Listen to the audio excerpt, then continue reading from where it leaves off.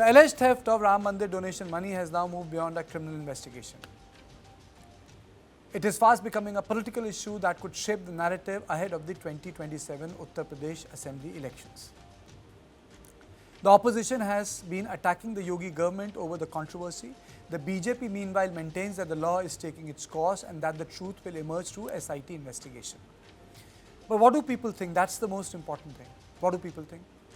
A new Vote Vibes survey has attempted to answer this question. Will the Ram Mandir donation controversy have an impact on 2027 Assembly election? The survey suggests that it very well could. Nearly half the respondents, 47.1%, say the issue will influence their vote to a great extent. Another 17.3% believe it will have some impact. But together, almost two-thirds, 64.4%, believe that this controversy could become an electoral issue in 2027.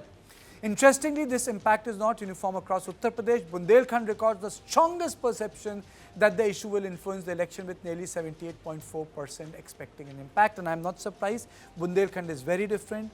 The saint, the temple, the sacred geography of Bundelkhand is very much different from Awadh and western Uttar Pradesh. Purvanchal also records a strong response. On the other hand, western Uttar Pradesh appears relatively less influenced, while Rohilkhand also reports a comparatively lower expectation of the electoral impact. The second question is equally important. Do people trust the investigation being carried out by the SIT and the police? The survey indicates that majority still has confidence in probe. More than 43% express complete trust, while another 12.4% have some level of confidence. Overall, 55.7% trust the investigation to some extent. The confidence is strongest among BJP supporters. SP supporters also show significant trust, but among Congress and BSP supporters, distrust outweighs confidence. Now, the third question goes directly to the political debate. Does Akhilesh Yadav have the moral right or the normal political right to question the Ram Mandir donation controversy? A clear majority, 58.5%, say that as leader of the opposition, he has every right to raise questions. So what is the broader message emerging from the survey? A majority expresses confidence in SIT and police investigation, and nearly two-thirds believe that the issue has the potential to influence 2027 Assembly election. So the big question is, can the Ram Mandir donation controversy become opposition's biggest political weapon? There are other details which I am going to give out during the conversation. Very interesting data that Amitabh Tiwari's survey has brought about. On this issue, I am joined by Amitabh Tiwari, political analyst, the person who does the vote buy, Bhanuchandra Nagarajan, political analyst, Dr. Anil Verma, psephologist, Dr. Ashwini Kumar, Professor TIS, Brijesh Pandey, News9's input editor. But let me straight away go to the man of the moment, Amitabh Tiwari. Amitabh, very interesting data. A lot of people say Akhilesh is right. He can raise the issue. People do believe the police. But when this data talks about affecting the 2027 election, it says it does. Why? If BJP is the custodian of Hinduism and Hindutva politics, then why?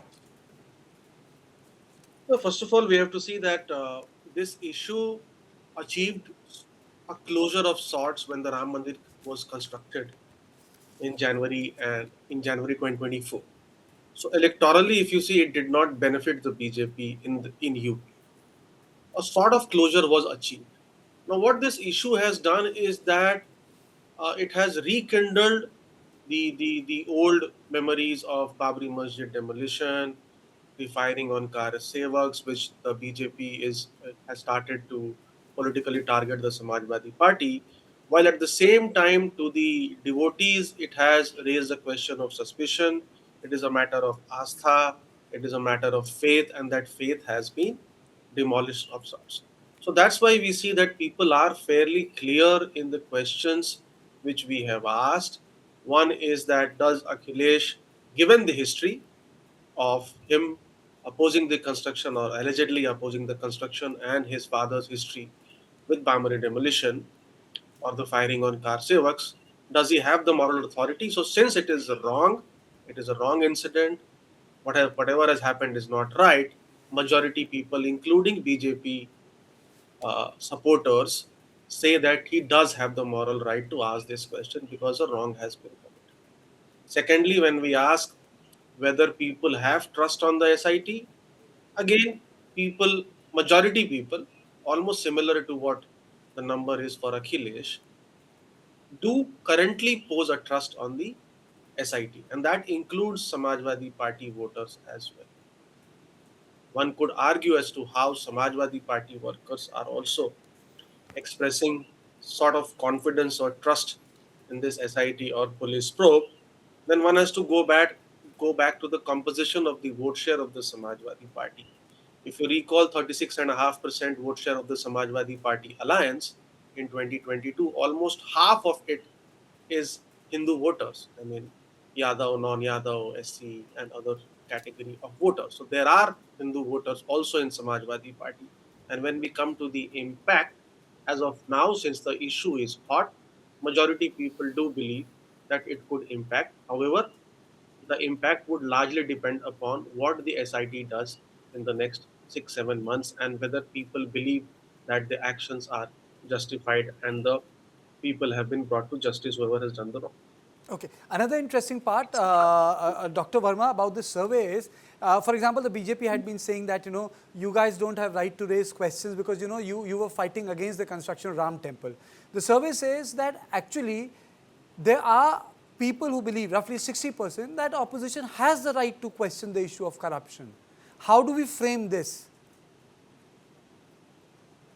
Kartikeya, so far as my understanding goes in empirical research, there is a lot of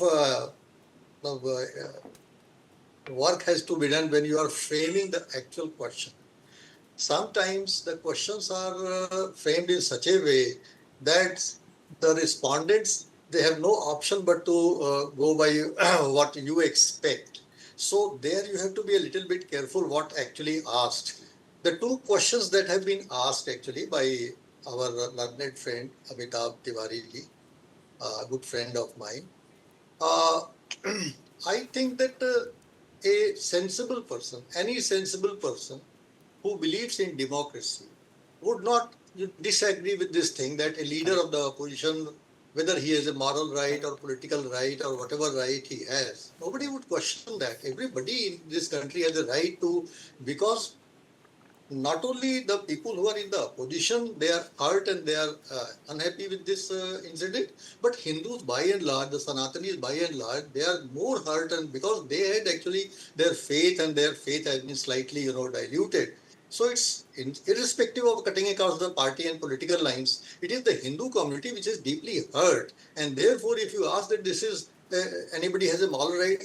If you remember in your first, our discussion, I said it categorically that I would credit the person who raised this issue, because had this issue not been raised, this thing would have gone for years and years and years. So we should be thankful to the whosoever that person is, whether Samajwadi Party or anybody who has raised this question. At least it came to the light, and now correctives are being taken. So that is one thing. That I think that I was not expecting any other response from the respondents. If you say that this is the right thing or not thing, and Akhilesh has a moral right to ask question, he has absolutely a moral right to ask a question. He has been Chief Minister of UP. He is a good leader in the Uttar Pradesh, so he has a moral right and political right also to ask. So that's my take. Okay, but there's also another interesting data, Professor Kumar. The data is that जो अमिताभ जी ने मुझे दिया है, he has done some caste data. For example, Gair Jatav, Anusuchit Jati, 93.2%. They believe that Akhilesh Yadav has the right to raise this issue, 93%. Now, if I go to the other aspect of it, will it become an electoral issue? Now, in this, the Gair Jatav Anusuchit Jati Varg mein 97.4% people say that it should.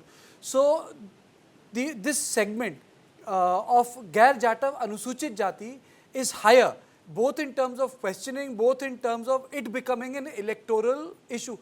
How do we frame it? Should we frame it from the perspective of subaltern Hindutva? Kartikeya ji, I think and I've shared the data with you. I've shared the data. I've been very democratic. I can see the data, and I can also, look at the context in terms of, subalternization of Hindutva. So if you look at, I mean, like looking at the data, as Amitabh has always done very robust surveys and survey analysis, most of his surveys are very, very good and efficiently done. But here, when I look at, I've looked at the survey, detailed survey also. Uh, Perhaps if we need to distinguish between the idea of Hindu resurgence in terms of subalternization of Hindu, particularly in UP, and especially Dalits and lower caste, which is really distinguished from the mandal, agitation or mandalization of OBC politics. So we have to really carefully, in a granular sense, we have to look at that part. So the very idea of Hindu resurgence is quite intact. If you look at, the very idea of Ram temple, that's intact. What is the concern here? The concern here among the people, among the supporters, the Hindutva supporters or the subaltern supporters, is about the idea of this trust, the Mandir management, the shortcomings in managing the Mandir. So when you look at the larger context of UP politics today, there is no question about and no concern about the competency of Yogi government. There is no, I think if you look at I'm looking at from political science perspective, because Ayodhya case is somehow what exceptional, because the Ram temple has exceptional symbolic and political significance, but it has two parts: the movement part. Indeed, the movement part has suffered erosion, but on the other hand, the governance part hasn't suffered erosion. So we have to look at also historically that we don't have any, the temples are known for, all kinds of irregularities across India, south if we look at. I don't see, I mean, like respecting the survey findings and the survey, but I don't think, based on the historical data and historical analysis of similar scandals or scams, that it is similar to Bofors or Fodor scam or 2G or coal scam. So what is going to happen? What is going to happen that in the short term, these concern will, will impact the way the governance of the temple has been done. And on the other hand, if you look at the survey also, a lot of people, in fact majority, express satisfaction in SIT. So that's it. That's something we need to distinguish and look at how political scientists particularly distinguish between institutional blame and electoral blame. So the electoral blame is not attributed to the Yogi government in the larger context of the cultural politics of Hindu resurgence. So there, the idea of Lord Ram is intact. The trust of subaltern Hindus intact. So that's what I want to flag at this moment, Karthik. Okay. Bhanu, your opening comments? See, this is definitely an emotive issue, no question about it. But there are 9 more months to go for the elections, and there are going to be so many happenings that will happen over a period of time. And there'll be a bunch of issues, a mix of issues that will be before the electorate when the decision is going to be made. So we have to keep that in mind, and also assume the SIT produces a neat interim verdict and actually like sort of is seen to be providing justice, then that might actually work in favor of the government. And also there is, remember that like there is also a good pro-incumbency against Yogi, and Yogi is like leading this sort of SIT. So I think people might actually look at it favorably if there is a justiciable decision that comes up in 8-9 months. Also, see, Daniel Kahneman has taught us that in any issue over a period of time, people remember the peak emotion and the end emotion. Assume that this is the peak emotion. If there's a favorable result from the SIT that actually comes out, say 8 months from now, that will be the nearest emotion available for people to tap into while they actually go and cast the votes. So we have to see how the investigation pans out. But having said all of this, there is a sense that with the central government, there's a sense that there's a letdown in terms of governance, in terms of corruption and all that. Hope this is the beginning of a big anti-corruption campaign in India.